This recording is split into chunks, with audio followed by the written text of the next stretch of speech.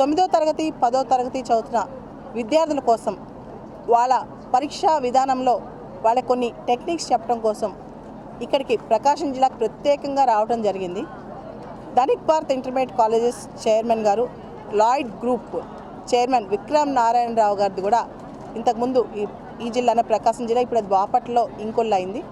ఇంకొల్లు దగ్గర వనస్పూడి గ్రామం నుంచి విక్రమ్ నారాయణరావు గారు చిన్న స్థాయి నుంచి చాలా పెద్ద స్థాయికి దిగి లాయిడ్ ఫార్మాలో ఇప్పుడు ఇండియాలోనే గొప్ప ఫార్మా సంస్థ అయింది. ఇప్పుడు మన దేశం, భారతదేశం తరతరాల నుంచి అభివృద్ధి చెందుతూనే ఉంది.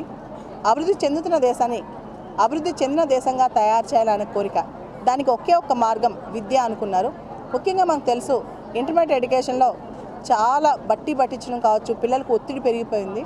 దాన్ని తగ్గిస్తూ మన పిల్లలందరూ చక్కగా చదువుకునే విధానంతో స్మార్ట్ లెర్నింగ్ మెథడ్స్తో intermediate college, Dhanik Bharat intermediate college start అవుతున్నాయి.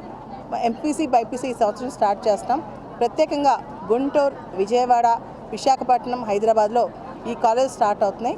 అయితే మన పిల్లలందరిలో కొత్త టెక్నాలజీస్ వచ్చేసాయి. వచ్చే 5-10